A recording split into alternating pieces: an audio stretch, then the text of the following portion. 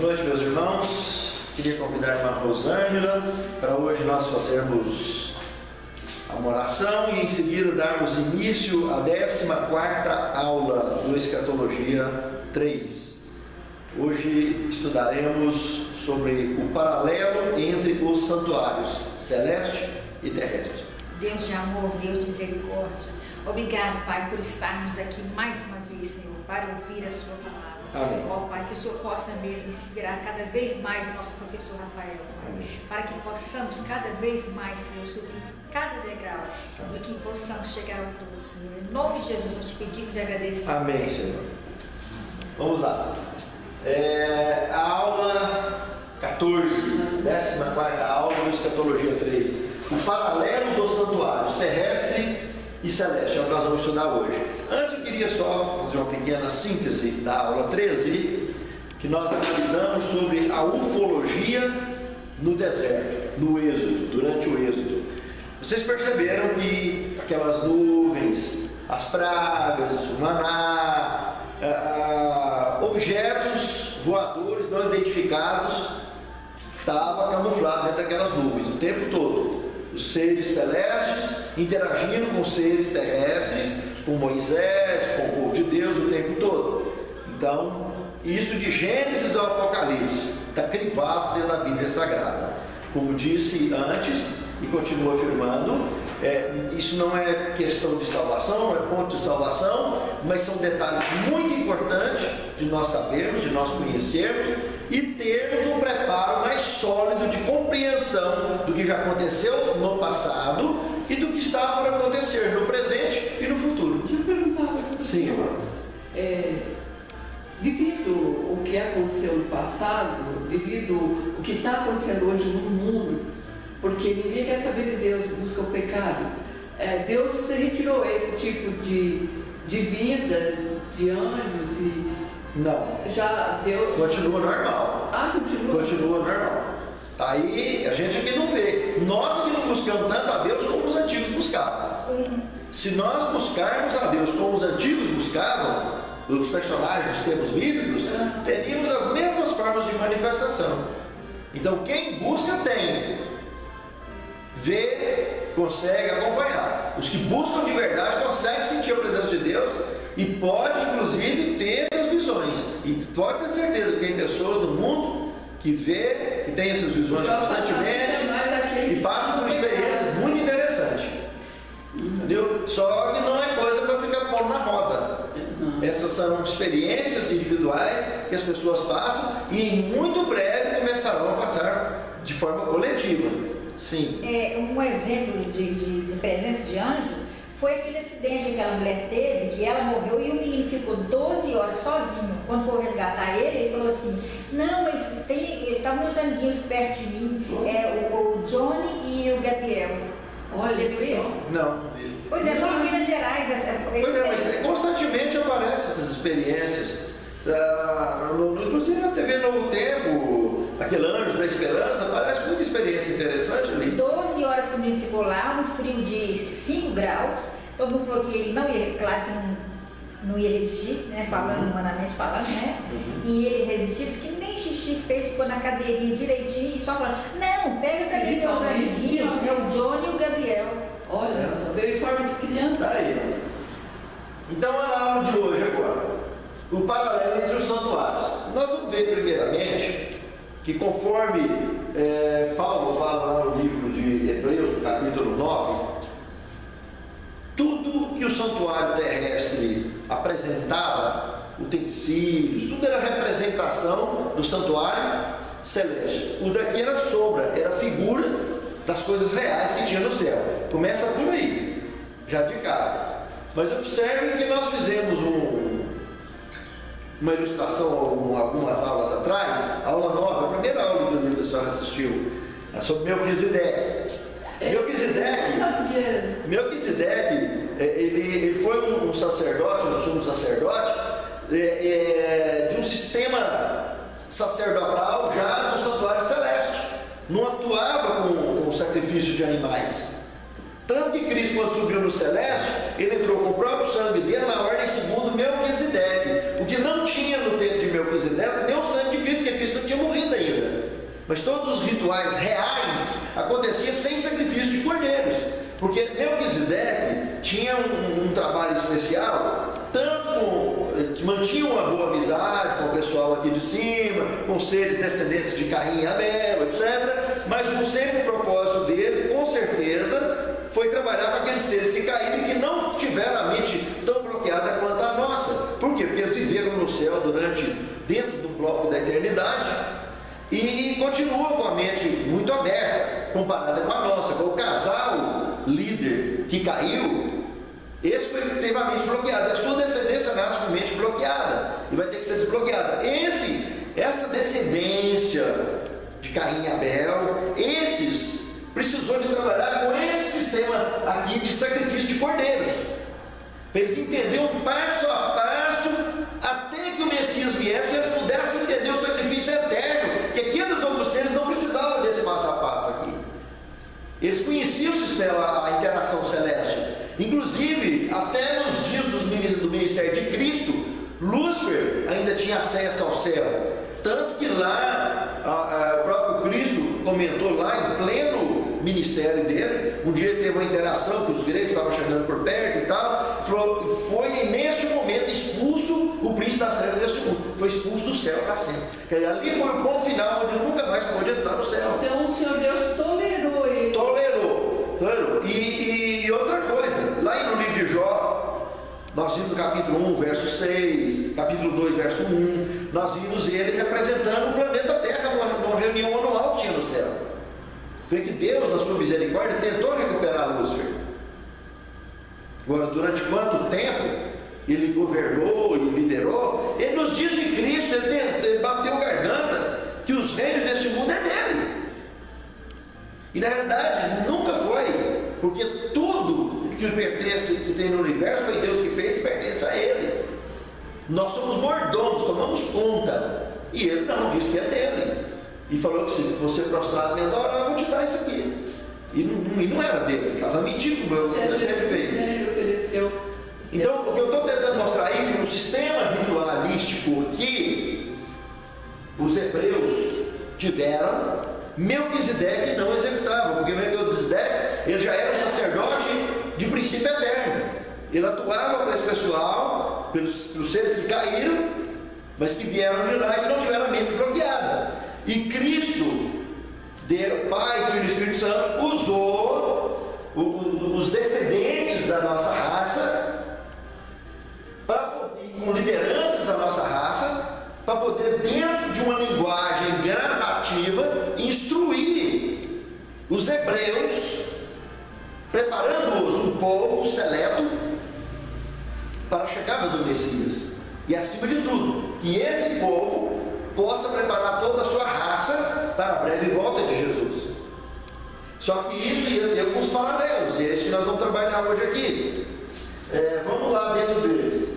O santuário, lá em Êxodo capítulo 25, verso 8, quando Deus disse, me farão um santuário para que eu habite no meio deles. De cara a palavra santuário ou igreja, tudo é lugar da habitação de Deus. E isso que nós conhecemos aqui na terra como santuário hebreu no passado, futuramente, quando lá em São Mateus, no livro de Mateus, capítulo 27, verso 51 a 53, quando Cristo morresse, que o véu rasgasse de cima e embaixo, o lugar que divide o lugar santo e o santíssimo, e todas essas cerimônias ritualísticas com sangue de animais seriam eliminadas. E as pessoas poderiam se dirigir diretamente ao trono da graça, representado pelo trono de Deus aqui na arca. Eu fui entender isso agora, depois de velho. Amém, que velho. Porque eu ficava pensando e me perguntando, para que Deus quer sacrifício? Eu lia a Bíblia e não entendi. Que prazer, Deus. Chega aqui na frente, Agora parece que a mente, com as explicações que a gente vai recebendo, vai. Pois é. Então vamos lá, no passo a passo. Esse santuário, o santuário terrestre que foi construído, lá em Êxodo, capítulo 27, o verso 9, o verso 13 e o verso 18, nos apresenta as medidas dele. que Deus orientou. Na realidade, só essa parte aqui de dentro, que é a tenda, é que representa, é o que Moisés viu lá no monte. Lá no céu só tem lugar santo e santíssimo, não tem pátio. Essa parte aqui de pátio foi um acréscimo que Deus mandou fazer, porque aqui ficariam os pecadores arrependidos. E lá no céu não tem pecador. Por isso que lá no céu só tem lugar na tenda, com lugar santo e santíssimo. Mas tinha funções distintas aqui, que são etapas do ministério de Cristo. Tudo que aconteceu aqui no santuário, desde o pátio representava o planeta Terra, onde ficam os pecadores arrependidos. Aqui tinha um altar de sacrifício, representando, prefigurando a cruz de Cristo. Ele ia morrer na Terra, pelos habitantes do planeta Terra. Aqui é a maior prova que a religião não salva. Quem salva é Cristo, pela sua graça. Se a religião não salvasse, ele tinha morrido dentro do santuário, dentro de uma igreja. Ele não morreu dentro da igreja, ele morreu no pátio que representa o planeta Terra. Por isso que a religião não salva. Quem salva é Cristo pela sua graça. E o sacrifício dele está aqui, a cruz do Calvário, o planeta Terra. Aqui tem a pia com a água representando Jesus, a água da vida. O santo representando o céu, porque aqui só entrava uma pessoa santa. Constantemente entrava o santo do lugar santo, o sacerdote, entrava diariamente em todos os rituais, e uma vez por ano o sumo sacerdote entrava no lugar santíssimo, para a principal cerimônia. Nós vamos falar sobre elas, as 3 principais cerimônias, daqui um pouquinho. Com relação às medidas, Êxodo 27, 9, 13 e 18, diz que esse santuário tinha 48 metros ou 100 côvados. Eu coloquei aqui 48 centímetros cada côvado. Um côvado, se a gente for medir normalmente, é a medida que dá da ponta desse dedo mais longa até o cotovelo. Tá? Tem um braço mais longo, então. Exatamente. Então na Bíblia mesmo nós temos aí umas 3 diferenças de medida. Então por esse motivo eu peguei e fiz a média. E nós trabalhamos aqui tudo com a média. A média é 48 centímetros das medidas bíblicas.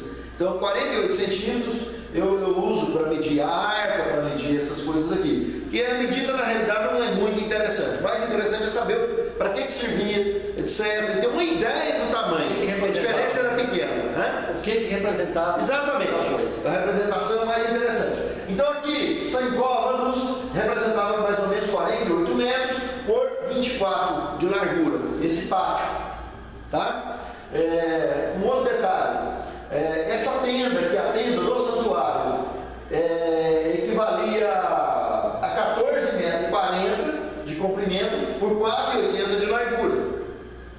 Veja que, e interessante aqui é a questão da altura delas, né?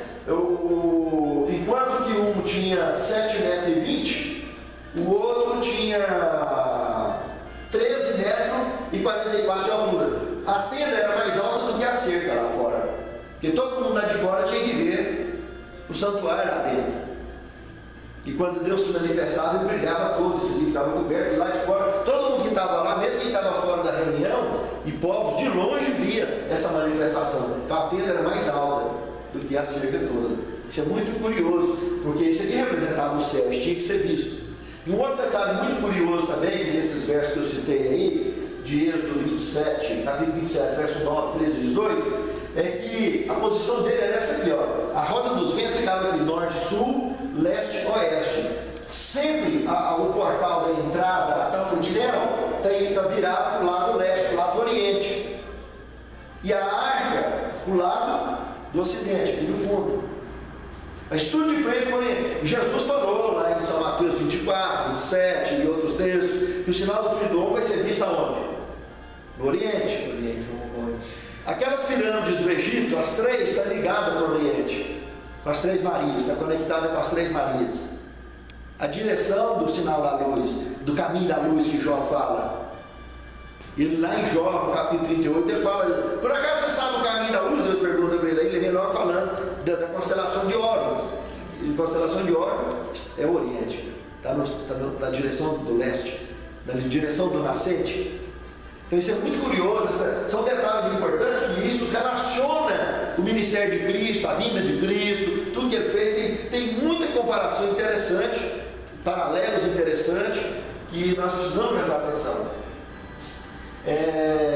Os utensílios que nós temos aqui, as medidas, né? Aqui também em Êxodo 27:16, esse véu de entrada aqui, o primeiro véu, tinha 9,60 metros aproximadamente, ou 20 côvados, né? Onde entrava o povão que vinha. E aqui é o segundo véuzinho, onde entrava o pessoal, onde entrava o sacerdote do lugar santo, e esse véu aqui é aquele que rasgaria mais tarde, dividindo o santo do santíssimo, simbolizando que ninguém precisava de intermediário para chegar aqui mais. Porque aqui, no altar de sacrifício, o sacrifício contínuo, por exemplo, todo dia, no nascer do sol e no pôr do sol, o sacerdote vinha aqui e sacrificava um cordeiro. Para constantemente o povo estar sabendo que o pecado traz o quê? Sangue. E vai trazer sangue sempre de um inocente. O cordeiro que não fez nada para merecer aquilo. Para eles se prepararem para que um dia o Filho de Deus, como João 1,29 falou, eis o Cordeiro de Deus que tira o pecado. Que aquele Messias viria para cobrir o lugar desse cordeiro. Para nunca mais precisar matar cordeiro. Eu vou sair um pouquinho. Eu vou me referir à matança daquelas crianças no templo. Foram muitas crianças que morreram. Teve duas matanças. Mas são pecados, né? Ali foi pecados. Pois é, mas Deus nunca mandou matar criança. Deus pediu apenas o Isaac para provar a fé de Abraão, mas não matou. Mas a criança foi por causa de Herodes e aquele... Não, mas aquilo foi ato criminoso. Foi tanto de Faraó perseguindo. Não foi ordem de Deus. A matança de crianças no Egito, por exemplo, por Faraó, para eliminar nos dias que nasceu Moisés, que o diabo achou que era Jesus que já estava nascendo.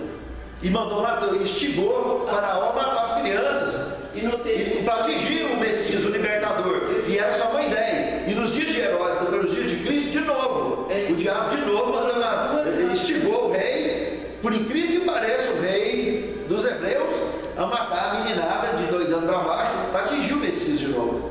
E ele já era o Messias mesmo, mas não atingiu. Aqui foi um ato criminoso. Não tem nada a ver com isso aqui. Aqui era para sacrificar cordeiro. E no sacrifício contínuo, todo dia, nascer do sol e pôr do sol, ele sacrificava, e o povo tudo estava sabendo disso. Que era representando a disposição de Deus, porque lá em João 3,16, diz que Deus amou o mundo de tal maneira que deu o seu único da espécie para que todo aquele que nele crê, todos que habitam na terra, não pereçam, mas tenham vida eterna. Então, era a disposição contínua que Deus tinha, diária, de salvar a humanidade. E deu o Filho dele para isso acontecer e eliminar isso aqui tudo de uma vez.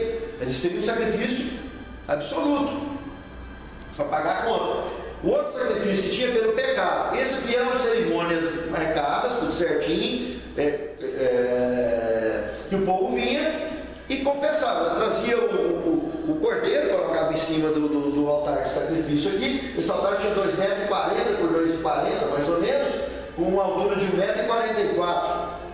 E aí ele punha ali em cima, ele punha a mão na cabeça do cordeiro, confessava para o sacerdote os seus pecados, e ele sacrificava o animal, piadinho. O sacerdote molhava os dedos no sangue dele e transferia para os 4 cantos do altar, simbolicamente transferiu o pecado do pecador para a cruz de Cristo, para o altar. E aí o sacerdote trazia aqui e aspergia nesse véu aqui, simbolicamente transferindo o pecado dele para o céu, porque esse aqui representava o céu, ele representava a terra. E aí Deus ia resolver a parada. Quando? No dia da expiação, uma vez por ano, todo dia 10 do 7º mês, ia ter uma obra de sacrifício que expurgava o céu. Mas estava acontecendo aqui na terra. E literalmente havia uma manifestação desse dia que ele deixava tudo limpo. Lembra lá na Transfiguração, no capítulo 9 de Marcos, verso 2 ao 6, quando Pedro, Tiago e João, só esses 3 dos 12, subiram lá em cima do Tabor com ele. E quando Jesus se transfigurou diante deles, que apareceu Elias e Moisés, depois que aconteceu tudo que aconteceu, que eles foram embora, Elias e Moisés, e ficou só os 4 lá em cima, Jesus, Pedro, Tiago e João, que eles passaram a noite lá, dormiram, no dia sempre que eles desceram. Mas a roupa deles, a Bíblia conta, que após a transfiguração ficou branquinha, na qual lavadeiro nenhum podia lavar. E isso todo ano acontecia aqui. Quando Deus via esses esse sangue que era aspergido aqui, isso aqui limpava tudo, ficava tudo limpo, perfeito. Só que tem um detalhe, se tivesse alguém aqui com pecado não perdoado, era fulminado. Se a pessoa não quisesse ser fulminada, não quisesse abandonar pecado, ficasse trancado nas barracas aqui. O sacerdote entrava lá com a corda na cintura. Não existe isso. Isso é puro mito. É mito? Mito puro. É mito mesmo. Puro mito. Isso é mito puro. Do mesmo jeito das asas dos anjos, é pura mitologia. Não tem nenhum texto na Bíblia que sustenta isso. Raciocina para você ver. Se Deus ia chamar a pessoa aqui dentro para matar, Deus é amor. Então Deus chamava. Agora Deus não queria que a pessoa aparecesse diante dele com pecado. Moisés, por exemplo, diariamente, constantemente, Moisés entrava aqui, era para conversar com Deus, para receber as instruções e levar para o povo. Essa ideia é uma ideia, inclusive diabólica, de que a gente está vendo Deus com um pedaço de pau na mão. Jesus é bonzinho, Espírito Santo é bonzinho, mas Deus é carrasco. Deus é carrasco, ele é um pedaço de pau na mão. Ele entra na corda, vai soltando corda, morreu, rasta. Porque não pode nem entrar lá e mata nós também. Então não tem cabimento, certo? Isso é uma coisa totalmente diabólica. Eu já vi demais pregadores conceituados falar isso, ensinar isso de púlpito. Isso é uma ignorância completa. As pessoas que falam isso, ensinam isso. Isso não tem base bíblica nenhuma. E nem na história não tem isso. Deus é amor. Deus amou o mundo de tal maneira que deu o filho dele para morrer por nós. Presta atenção, se combina com isso. E Moisés diariamente encontrava com ele aqui. Isaías, ele viu Deus e falou assim: meu Deus, eu vou morrer, que eu vi o Senhor dos... Pronto. Ezequiel viu cair com amor, de medo no chão, João, mas está tudo, morreu inteirão. Descansou tranquilo. Então esse é um projeto seguro. Um detalhe interessante que eu queria comentar com vocês é a arca que tinha aqui no santuário, no lugar santíssimo. Ela tinha 72 centímetros de largura por 1,20 de comprimento e 72 centímetros de altura. Em cima da arca tinha uma tampa chamada propiciatória. Imagine dois tabuleiros de bolo, um com a boca para baixo, um com a boca para cima. A de baixo tampava e a de cima formava um aro protetor. Em cima de um lado e do outro do propiciatório, dessa tampa, tinha 2 querubins. E esses 2 querubins, nós falamos na aula passada, que é a base das confusões das asas do anjo. E querubins nós já vimos que, leia Ezequiel capítulo 1, querubim tem asa, querubim tem roda, querubim tem de tudo. Só que a asa é durinha, não é de pena não. Agora, eu nunca vi os anjos que tinha nessa arca aqui, porque essa arca aqui, lá no livro do Apocalipse, estão lá, Apocalipse 11, 19, a arca do santuário hebreu está lá no céu. Ela foi recolhida daqui e levada para lá. Está na Bíblia, Apocalipse capítulo 11, verso 19. Então, enquanto ela estava aqui, lá a gente vai ver o que eles entenderam, o que eles fizeram. Se eles colocaram um ser humano com asa de passarinho, vamos analisar alguns passos. Primeiro, quem entrava aqui? Só Moisés, que estava acostumado a lidar com Deus, Arão, e o sacerdote, o sumo sacerdote. Nem o sacerdote entrava. Normalmente, os levitas entravam com eles, desmontavam, para carregar a tenda. Tudo devidamente autorizado, tudo certinho. Mas veja bem, quando os levitas entravam aqui, já embalavam tudo, empacotavam tudo, e elas punham os varal dela e carregavam. Entende? Então, isso não era comum. A visualização não era comum. Mas, vamos por etapa. Vamos dizer que ele foi construído, que foi feito com asa de passarinho e um corpo humano, para representar um querubim, para representar um sistema de transporte.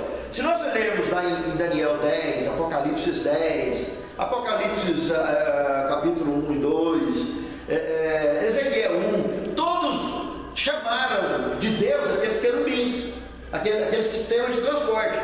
Daniel 10, por exemplo, fala que lá de dentro saiu um semelhante ao Filho do Homem e tocou em mim e me recobrou, que caiu como morto no chão.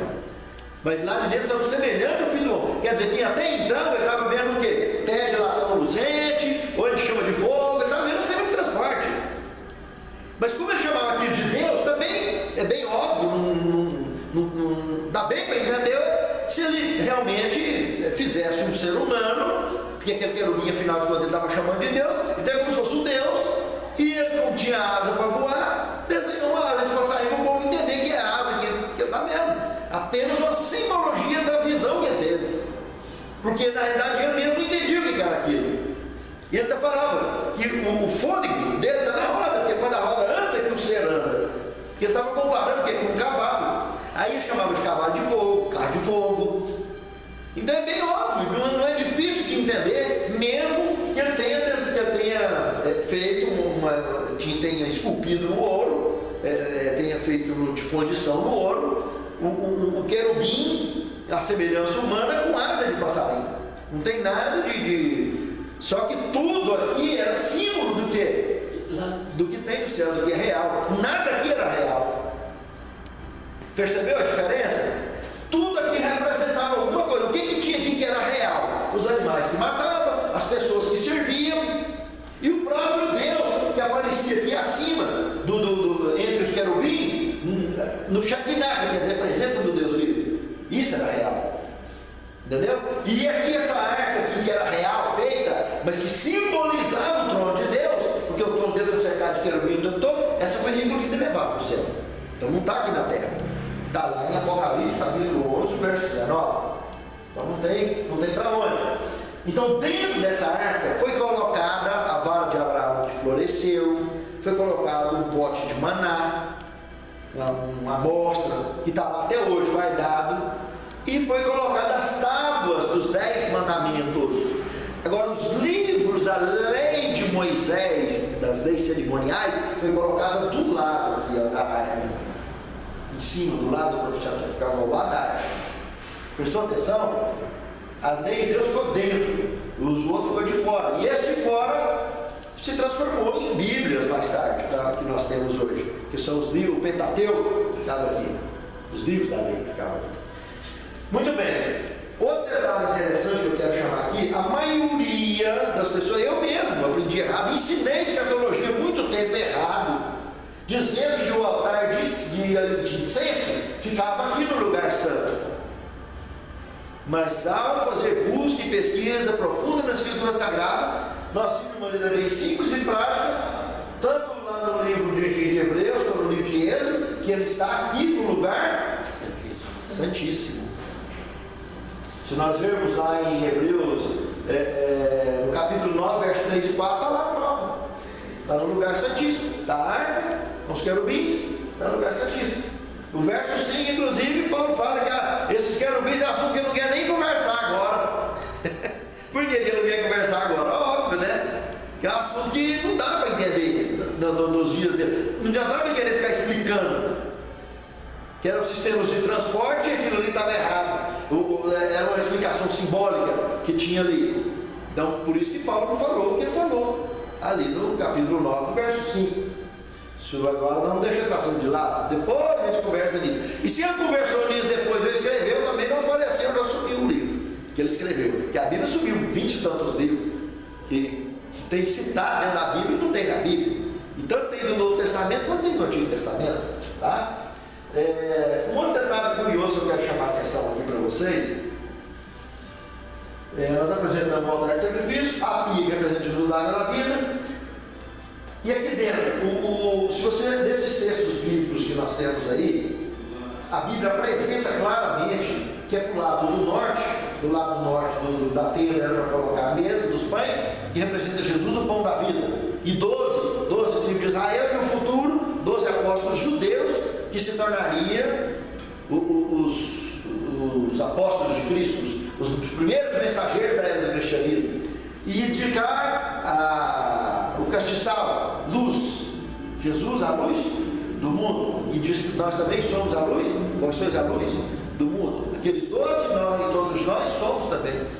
Por quê? Porque nós refletimos a imagem de Cristo. Temos que refletir a imagem de Cristo na nossa conduta, no nosso dia a dia. Agora aqui, o altar de incenso, representando a intercessão de Cristo, tem uns negócios muito interessantes que eu queria comparar com vocês agora. Se vocês pegar o tamanho dele, inclusive, aqui, ó, 48 centímetros por 48, era pequenininho, 96 centímetros de altura. Observe a diferença daqui, que esse aqui tinha 72 centímetros de altura só. Quer dizer que o altar de incenso era um pouco mais alto do que a arca. A arca era um pouco mais baixa. E se ela representava o trono de Deus, imagina Deus sentado nesse trono, assistindo uma TV de 20 polegadas. Que esse altar, esse monitor, esse altar de incenso aqui, ele está mais, o tamanho dele é de um monitor de 20 polegadas, mais ou menos. Tenta entender o raciocínio. Vamos aqui em Apocalipse, capítulo 6, verso 9 a 11. Observa lá o que está escrito lá. Vocês têm Bíblia? Alguém tem Bíblia? Tem. Lá é uma visão, na abertura do 5º selo apocalíptico, aonde estava em plena inquisição, e estava havendo matança, e o profeta João, em visão, vê um altar, esse altar de incenso, lá no santuário celeste. Agora vocês tentem entender o seguinte: João, Apocalipse, capítulo 6, verso 9 a 11. João estava vivendo, ele escreveu isso aí por volta do ano 96, do ano que ele morreu, ele terminou de escrever o Apocalipse.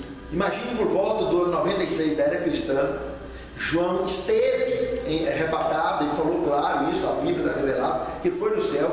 Então ele viu debaixo desse altar, então ele viu por baixo. O que ele quer dizer de baixo? Que ele não viu em cima, ele viu debaixo, dentro da tela dele. Ele estava vendo as almas daquilo. Quer dizer, através do altar, ele está como se estivesse olhando um monitor que mostrasse para ele como se fosse o túnel do tempo. Porque João não viveu nos dias da Inquisição. A Inquisição começou em 538 e terminou em 1798. João morreu em 96 da era cristã. Então ele viu nesse debaixo dele, através desse altar, não do daqui da terra, mas do da onde? Do celeste. Ele não representa a intercessão de Cristo, o altar de incenso. Então tenta entender. No celeste, o que tem lá na realidade não é nada que é o incenso. O daqui queimava o incenso que ia parar no céu, o incenso exclusivo, mas lá no céu tinha um Deus vivo. E através desse altar, tenta olhar para esse altar de incenso lá no céu como um portal de acesso para todos os mundos. Está vendo? Como Deus está acompanhando tudo. As orações debaixo do altar, comentado na Bíblia o tempo todo. Entende? Então, um local de interação ao vivo e a cores entre Deus e os seres e as suas criaturas. Então, João, no ano 96, ele estava lá no céu, arrebatado, e vendo através desse portal um futuro, lá entre o ano 538 e o ano 1798. E presta atenção no que ele estava vendo: que foram lhes dadas compridas vestes brancas, que é a justiça de Cristo, que estavam clamando: até quando, ó santo e dominador, não julgas e vingas o nosso sangue, desse que habita sobre a terra, que estão nos matando? E foi-lhes dado compridas vestes brancas, e foi-lhes dito: repouse mais um pouco de tempo, até que se complete os conservos irmãos seus, que haverão de morrer numa outra perseguição, na última, que é a que nós vamos viver hoje, igual vocês morreram.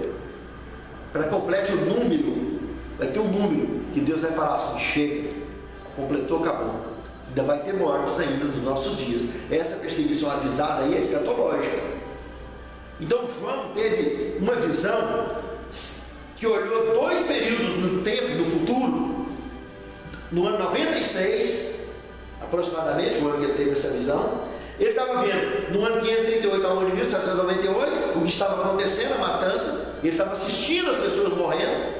Deus revelou por antecipação para ele como estava, ele viu além dos nossos dias a última perseguição, que também vai ter mortes, para completar aquele número. Eu queria chamar a atenção. Tem alguma ligação com 144 mil? Essa? Tem a última, né? A última tem. Pois é. A última, os 144 mil, os 144 mil vai guiar a grande multidão na última crise, na última perseguição. Entendeu? Lá na frente nós vamos estar estudando sobre isso. Já fizemos um comentário para trás, mas lá na frente vamos ver. Daqui para frente vai mencionar, vai ter um dia que nós vamos estar trabalhando muito sobre isso aí. Mas só explicando para o senhor e resumindo, que está dentro do contexto, eles vão guiar a grande multidão no final, de escolhidos, de vivos. Eles vão estar vivos e vai estar guiando uma grande multidão de vivos. Tá? No final. Eles vão cantar o cântico deles, que é da experiência deles. E a grande multidão vai cantar o cântico de Moisés e o cântico de Cordeiro. Todo mundo vai poder cantar, inclusive os 144 mil. Agora o cântico novo, que é aquele dos 144 mil, só eles cantam, porque é da experiência deles. São pessoas escolhidas, seletas, para guiar a grande multidão no final. Certo? Então vamos lá para o portal, vamos voltar para esse portal.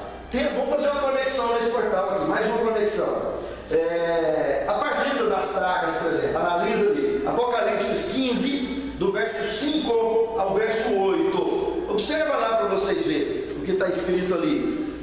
Lá de dentro do santuário, João estava tendo uma interação de tempo. O cara que viveu no ano 96 da era cristã, ele ia morrer no ano 96. Logo depois que ele terminasse a leitura do Apocalipse, ele morreria de velho, João. E ele estava tendo uma interação comunicativa através desse altar com o futuro. Porque as pragas, essas 7 pragas, ainda não aconteceram, vai acontecer ainda. E João estava conversando com aquele anjo lá do futuro. Então, vocês estão entendendo tanto que isso é sério? João só vai ressuscitar depois que terminar as pragas. Todos só ressuscitarão depois que terminar as pragas. Nessa ponta assisti um filme, não sei qual foi o canal, sobre o final dos tempos, evangélico. Mas tem muito Hollywood nesses treinos, tem só ideia. Eu quero fazer uma pergunta para o senhor.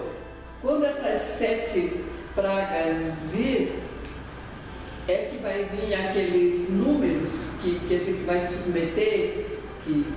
Não. Antes. Antes, o número, mas a perseguição, esse número, nós vamos estudar sobre o número da besta, Apocalipse 18. O Luiz falou também. Apocalipse 13, verso 18. Nós vamos estudar sobre isso mais à frente, tá? Não está fora do assunto de hoje, mas está no futuro. Então, quando começar a perseguição, e aí completar esse número de pessoas que deverão ser mortas, aí encerra a perseguição. Encerrou a perseguição, por que encerrou a perseguição? Não é que encerra a perseguição. Fecha a porta da graça. Fechou a porta da graça e vem o dia da ira de Deus. Em um só dia cairão pragas, pranto e dor. Entendeu? Agora a perseguição toda é por causa do número da besta, que é o 666. O decreto dominical, que é o sinal da besta. O sinal da besta é o domingo. O sinal de Deus é o sábado, isso é bíblico. Mas daqui a uns dias nós vamos estar mergulhando sobre isso aí, vamos estudar melhor sobre isso. Certo? Mas está no futuro.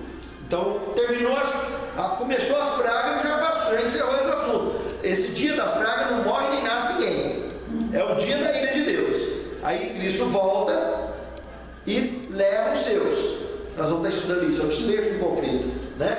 E ficam os ímpios aqui na terra, destruídos. Os que estavam vivos ficam em cima da terra. Os que estavam mortos, que ainda continuam mortos. Entendeu?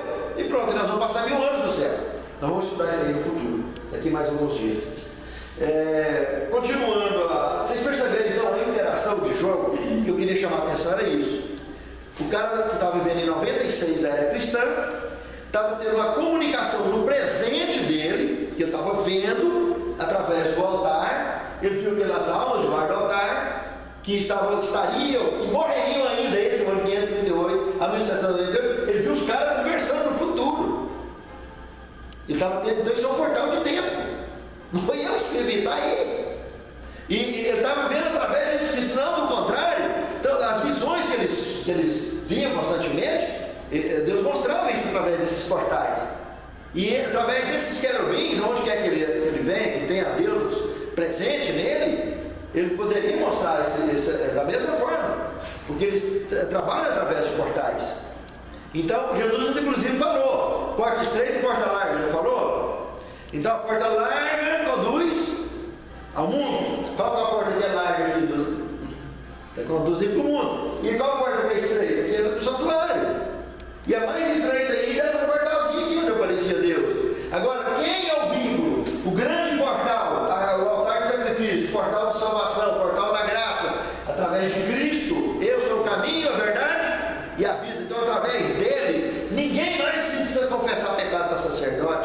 precisa de intermediário para chegar ao trono da graça, para chegar ao portal eterno.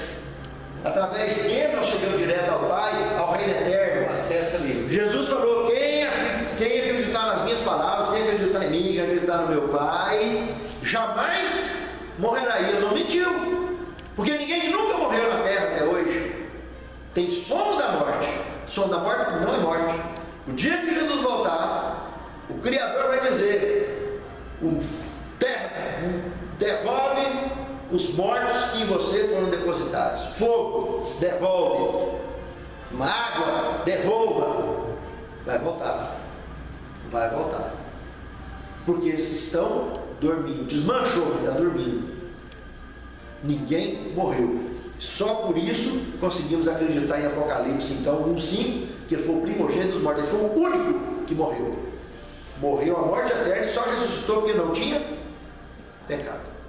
Você viu que é a conexão dos dois portais, né? Cristo, ele se tornou a própria porta estreita. Quem quiser vir após mim, negue, tome a sua porta estreita e siga. Que aí vai encontrar o portal eterno. Aonde a gente estiver, olhou para Cristo, ele é o portal da eternidade, em espírito e em verdade. Tá? E mais um comparativo, só para a gente fechar. Se você pegar Levítico capítulo 16, o dia da expiação, no verso 6, uma relação que justifica aqueles brasões dos querubins. Lá fala que para o sumo sacerdote, o dia da expiação, acontecia o quê? O sumo sacerdote tinha que sacrificar um boi, um touro, por ele e a casa dele. E lançava a sorte sobre 2 bodes, o expiatório e o emissário. O bode da sorte, que é o bode de Deus, a sorte do cara ia morrer, sacrificado. Entendeu? E esse bode seria trazido, o sangue dele seria sacrificado, aspergido aqui no propiciatório, no dia 10 do 7º mês, e uma parte do sangue seria depositado nas costas do Azazel, que é o bode do cão. Esse seria conduzido por alguém no deserto, bem longe, só quando o cara voltasse, que o sacerdote então faria o desfecho da cerimônia, a oração final. E aí, esse chegar aqui, ó, não ficava a nuvem aqui em cima, ela conectava com a luz, ela projetava a luz em cima de todo o povo e o santuário, limpava tudo isso aqui e perdoava os pecados, limpava os pecados. Quem ia confessar diariamente ia para o céu. Nessa aspersão diária que acontecia aqui, trazendo para cá, estava trazendo para o céu, o santuário. Os pecados estavam sendo trazidos para o céu. Confessando, está acumulando o céu. E no dia da expiação, era o dia que ia fazer a limpeza. Então esse dia era um dia de juízo para Israel. Que eles jejuavam, se preparavam, porque aqui dentro do pátio, quem tivesse um pecado não perdoado aqui dentro, não abandonado, nesse dia aqui, ele era fulminado. Aí daí a confusão do... Aí, exatamente. Aí era fulminado, tá? Agora, aqui fora tudo bem, não atingia ninguém. Mas então, veja que é muito sério esse assunto. Trocar no lugar da corda. O santuário que representava o céu, era limpo. Então, por isso que lá em Daniel capítulo 8, verso 14, fala que até 2.300 tardes e manhãs, e o santuário será purificado. Esses 2.300 anos, nós vamos estar começando a estudar nos próximos dias, vamos estudar todas as profecias, a cadeia mais longa profética da Bíblia Sagrada. Nós vamos mergulhar nela agora, nas próximas aulas.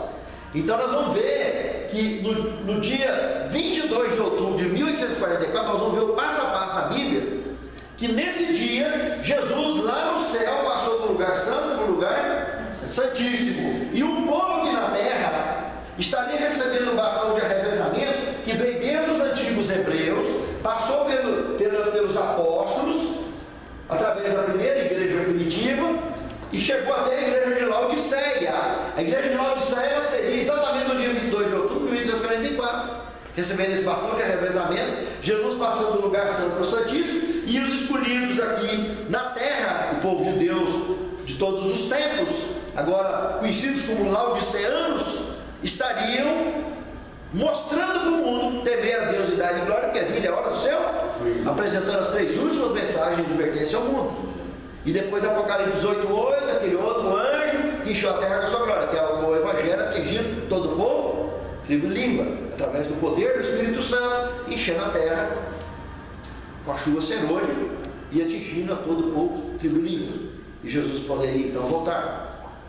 Mas não se esqueça que Apocalipse 18 fala do alto clamor, mas 18, verso 8, também está mostrando que em um só dia cairão as pragas, pranto e dor. Então isso nós vamos entrar nas aulas seguintes. Então é importante demais conhecer o que nós estudamos aqui, para poder entender o santuário celeste.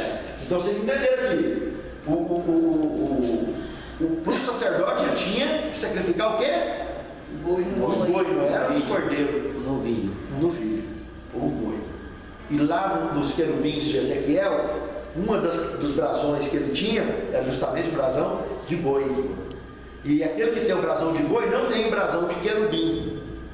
Por quê? Porque o que tem o brasão de querubim é aquele que trabalha pela proteção do povo de Deus aqui na terra. E o que tem o brasão de boi é o que trabalha nos assuntos relacionados com o quê? Com o santuário, com o juízo investigativo que está acontecendo, com o juiz de Deus.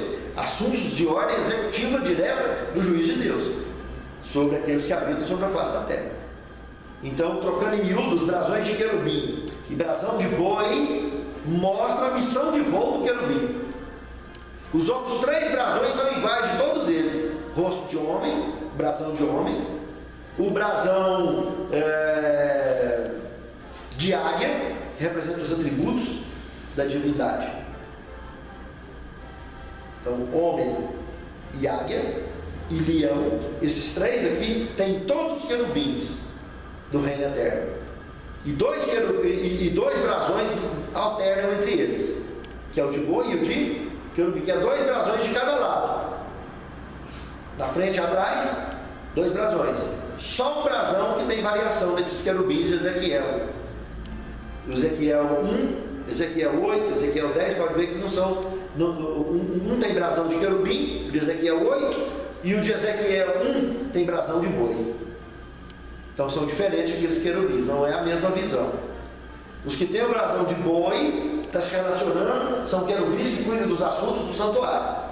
E os que têm o brasão de querubim, está tratando de assunto de proteção, querubim da guarda. Ficou certo? Então, que Deus nos abençoe e nos guarde, e que esses assuntos do santuário celeste e terrestre ficam bem entendidos, que os da terra representavam, eram símbolos de tudo que tem no céu que é real. E na aula que vem nós começaremos a entrar no santuário celeste e seus detalhes. Que Deus nos abençoe e nos guarde. Vamos ficar de pé, encerrar nossa oração.